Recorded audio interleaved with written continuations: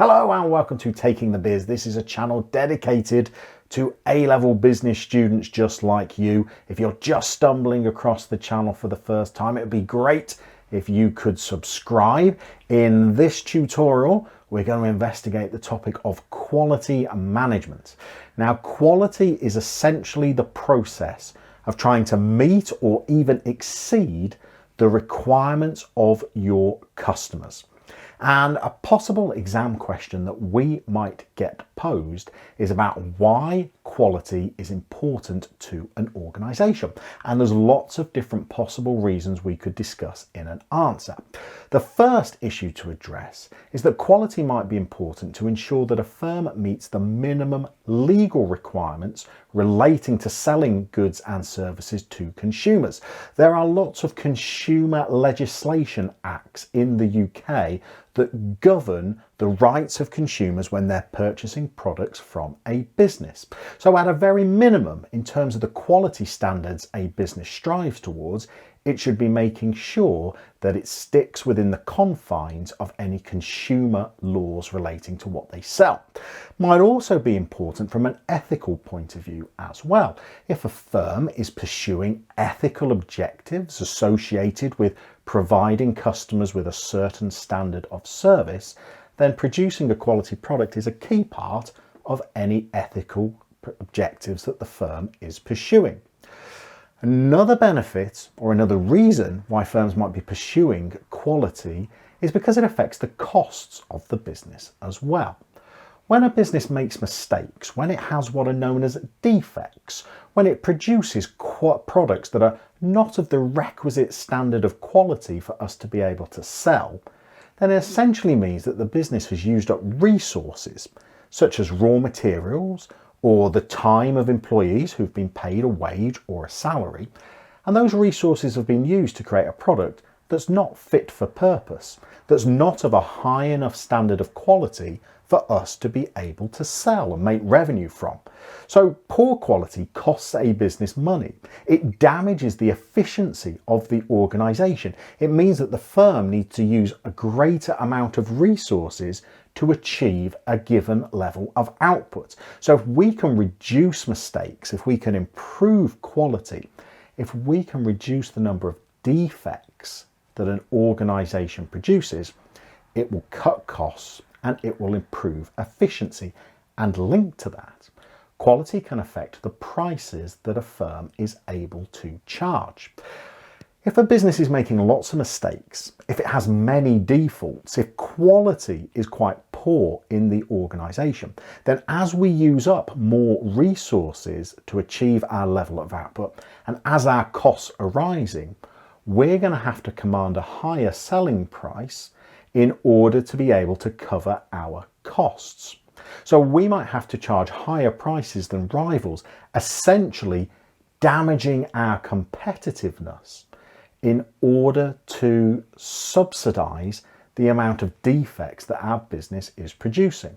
So that leads to our next reason why quality is important, because it helps a business remain competitive, but not just in terms of price competitive, but other firms that can achieve higher quality levels than us might have more satisfied customers, might be able to delight customers with what they sell, whilst we are barely meeting customers' minimum requirements. That might lead to consumers naturally choosing to purchase our rivals' products rather than our own. It might damage our sales volume. It might damage our market share. Might mean that we can't experience the economies of scale that rivals are able to benefit from. So in order to make sure that a firm remains competitive on price and on other factors as well, quality can be a key component. And so that really hints at the final reason why quality is important to an organization. And that's because it leads to satisfied customers, which can seriously affect the building of a brand name for an organization. Customers like to make recommendations, and they will make recommendations when they are delighted by the quality of an organization and when they are really pleased with the level of service or the quality of good that they have bought.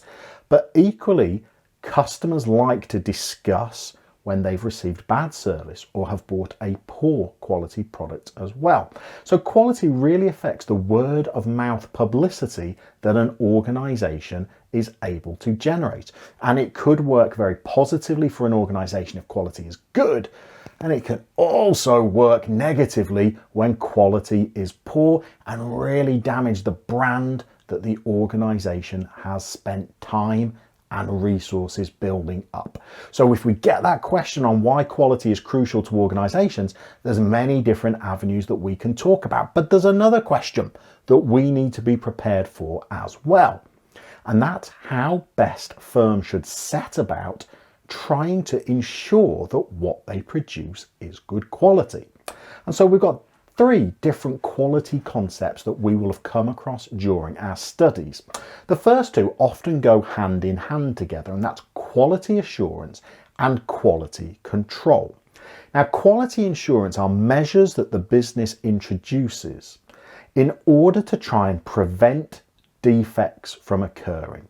Any kind of system that a business devises to try and prevent mistakes and prevent defects is known as a quality assurance measure. But mistakes might still happen, so firms might also have quality control processes as well. Those are processes designed not to prevent defects from occurring, but spotting them and rooting them out when they have occurred, so that faulty or defective goods aren't sent out for consumers only for them to unbox them or unwrap them, find that they are damaged or faulty or defective, and then have to return them from the retailer that they have bought them from.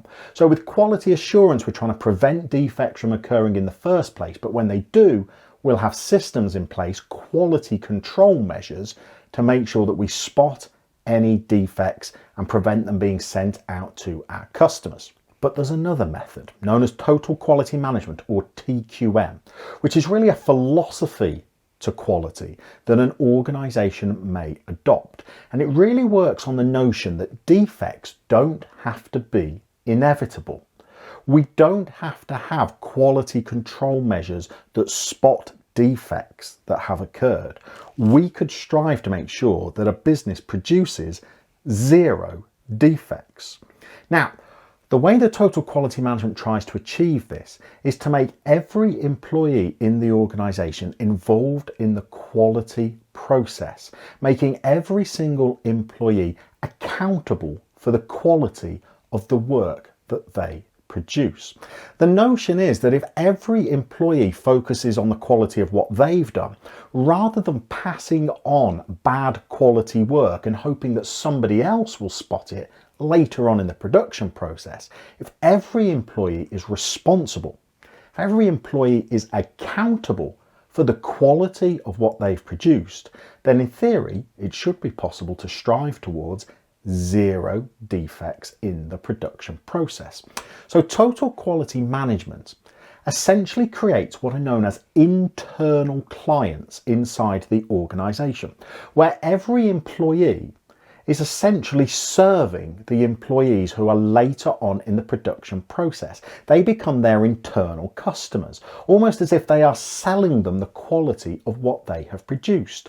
And if other employees in the organisation are not happy with the quality of work that they receive to continue with, they can return it to the people earlier on in the production process who have to rectify their mistakes and can't send it on in the production process until any errors or problems in the work that they've produced have been addressed and corrected. And the idea is that trying to strive for this 0 defects is a far more efficient way of spotting or controlling quality than just trying to spot mistakes that have occurred and scrap those products and make sure that they don't go out to customers. So we can really achieve some huge benefits, some efficiency gains, some cost management gains by adopting this 0 defects approach known as TQM. But it relies on employees having the training and the skills to try and minimize any mistakes that they make, and them having a culture inside the workplace where employees are encouraged to return work to colleagues that they feel is of insufficient quality. So that's the idea behind TQM. The alternative, the more traditional approach that is still widely used, is a mix of quality assurance and quality control techniques, but hopefully that will help us with 2 potential exam questions we might get on quality management. Hopefully that helps you with your revision. You keep on taking the biz.